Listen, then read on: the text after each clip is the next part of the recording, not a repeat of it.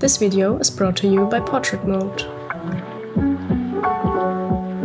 Today we are going to compare two of the most budget-friendly 35mm lenses for the Leica M system. For one, here we have the Voigtländer Color Skopar F2.5 and for the other we have the Voigtländer Nokton F1.4. And to be honest, it's kind of boring just sitting here talking about all the specs that you can simply Google, so let's not do that, but instead let's go out and shoot and see how these two lenses actually perform in action. And since I cannot shoot two lenses at the same time, let's quickly call for some help here. Hi Elma, it's me. I kinda need your help, it's an emergency, so please come here, pack your Leica M6 and yeah, prepare for battle.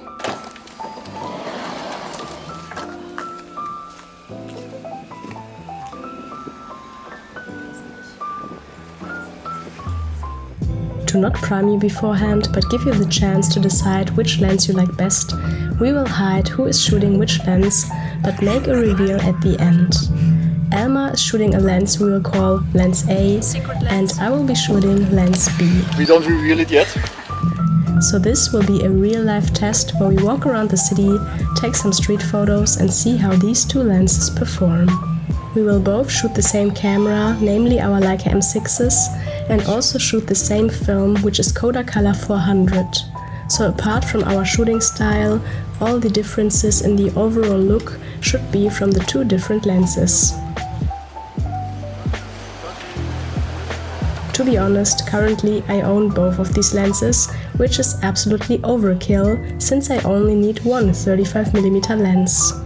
I started with the Color Skopar since it was the only lens my camera store had in stock the day I got my Leica M6, but later got the Nokton since I saw so many other Leica M shooters using this lens and I wanted to try it out for myself. Therefore, I did not conduct this test for the video only, but in fact primarily for myself, because at the end of this video I will decide which lens I will keep and which one I will let go. And fear not, for all of the perfectionists out there, we will also do a more systematic comparison of the two lenses at the end, but for me at least it's more important to get a real-life insight first.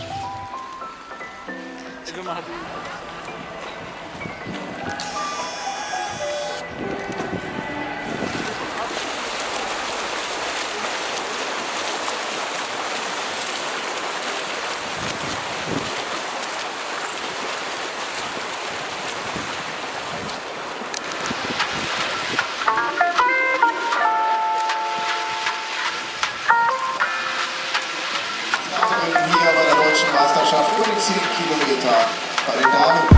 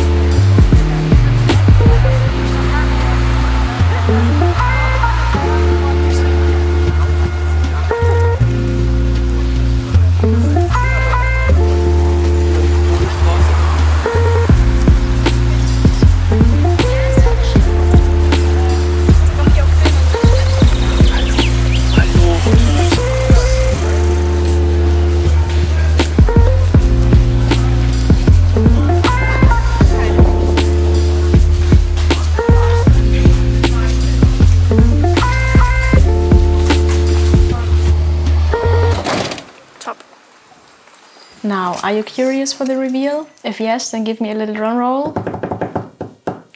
because lens A, the one that Elmar shot, was the Voigtländer Nokton. And lens B, the one that I shot, was the Voigtländer Color Skopar.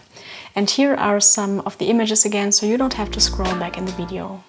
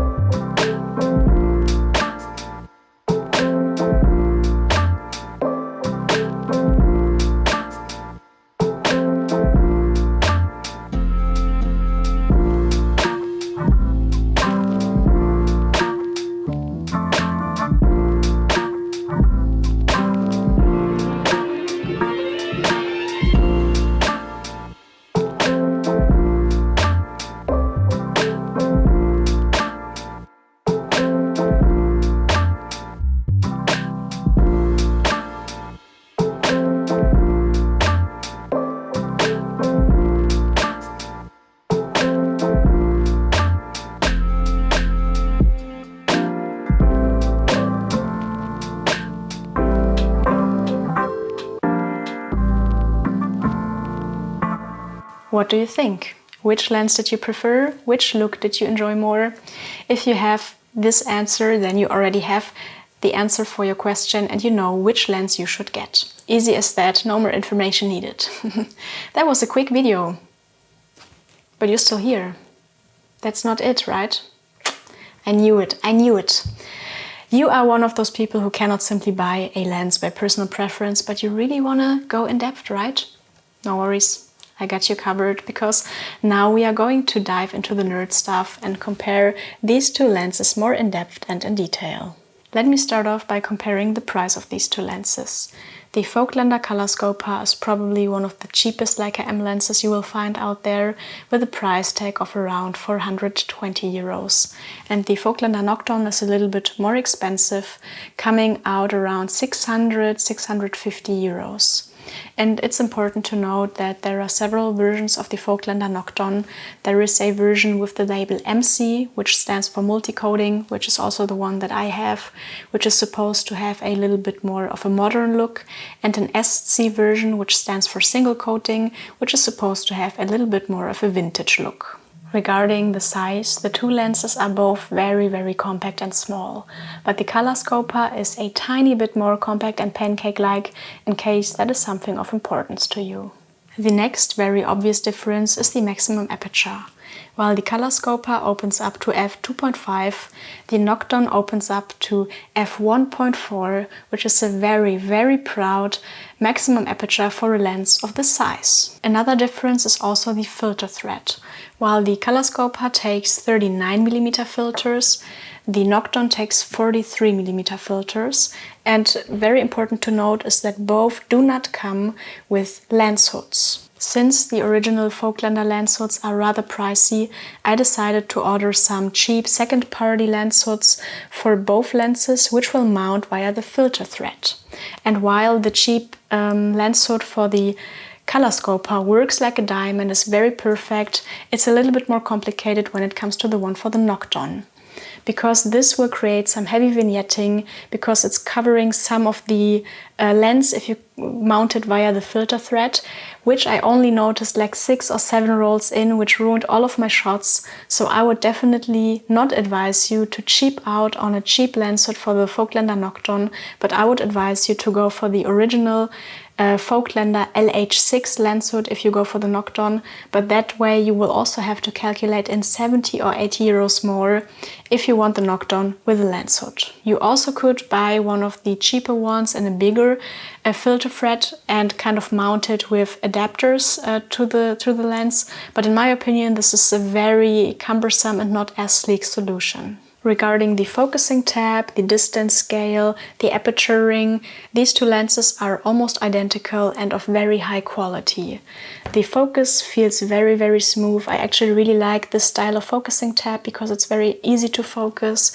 The aperture ring is very clicky and feels just really nice and tactile if you hold these lenses in your hands. And generally speaking, both of these lenses have a weight to them, which feels very high quality, very durable, and just like you're holding a very expensive piece of kit in your hands. And now, of course, the point we have all been waiting for. image quality. Which lens is actually better? Which one is sharper? Which one produces the nicer images? To answer that question, I shot both lenses in the same environment to do a little comparison, but this time I decided to save myself some film, don't judge me, and do the comparison on a digital sensor. I used my Sony a7 II because I thought on a digital sensor it would be more noticeable even when we only have minor differences, and it's actually easier to pixel peep if you have actual pixels. All of these images were taken as RAWs and later imported into Lightroom without any further edits, without any color corrections, but just straight JPEG imports from Lightroom. So hopefully all of the differences we can see will be actual real differences between the two lenses. What is pretty noticeable with both lenses at first glance is some heavy vignetting when being shot wide open, but this already gets substantially better with both lenses around the aperture of f4. And while I think the Voigtländer Color Skopar is very well usable regarding the vignette at its highest aperture of f2.5, I personally would avoid using the Voigtländer Nokton at its highest aperture of f1.4, since the vignette is very hard to correct, but I would rather start using it around the aperture of f2. In my opinion, the center sharpness of the Nokton is surprisingly better than the one of the Color Skopar, but the sharpness in the corners is a tiny bit better on the Skopar when being shot wide open.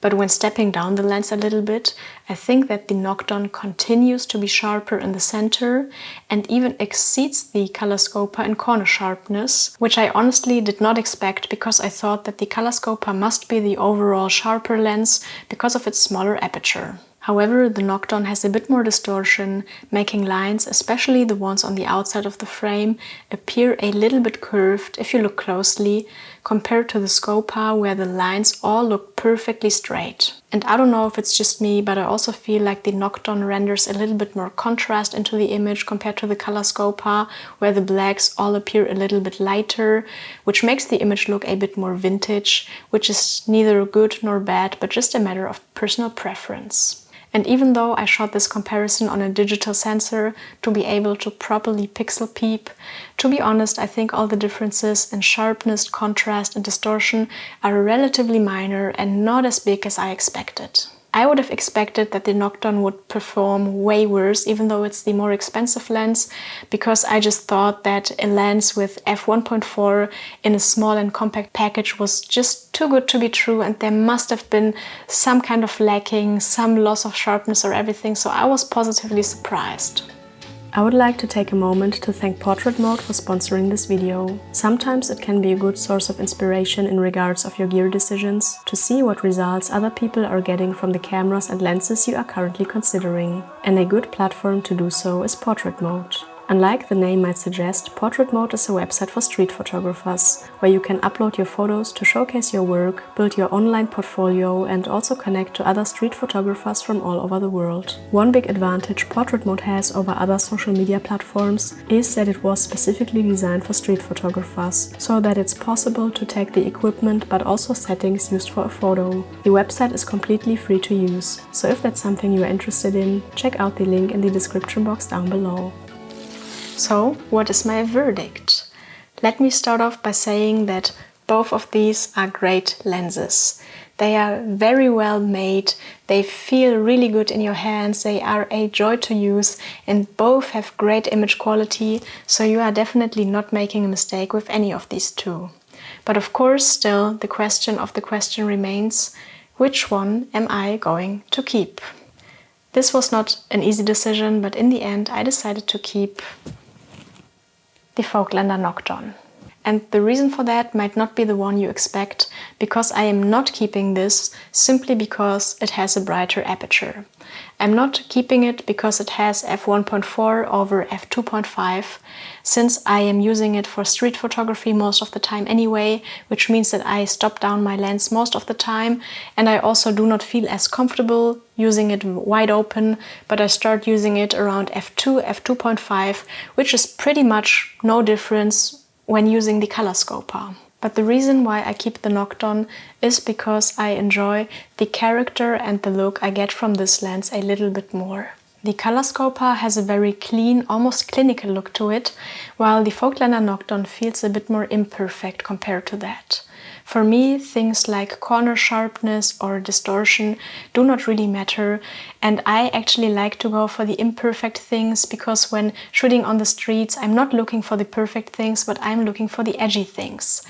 And I want to put the focus on my subject, and for that I think things like center sharpness, contrast and micro contrast are more important, which makes the Voigtländer Nokton feel like the perfect lens for my style of photography, but this of course is very personal. But to sum it up, I think that the Voigtländer Nokton is definitely worth upgrading and spending an extra 200 euros on, because you are more flexible with the aperture and also get, in my opinion, a bit more character.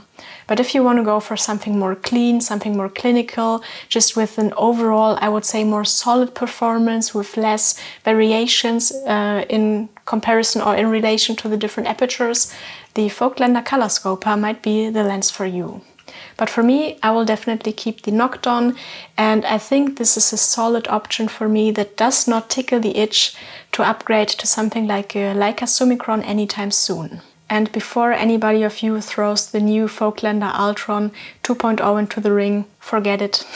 I bought it and brought it back the next day because, in my opinion, the distance scale was unusable. It was almost impossible to see anything from the top down, and the closest focus of 0.58 meters, I think, was super confusing. So before anybody asks the question, no. So this is everything for today. Let me know about your thoughts. Which lens did you prefer, and what do you think? Which lens won the battle of the budget lenses in your opinion? I would also be interested to hear about your experiences with other more budget-friendly Leica M lenses, so let me know your experiences and opinions in the comments down below. And that said, I would say thanks for watching and see you in the next one.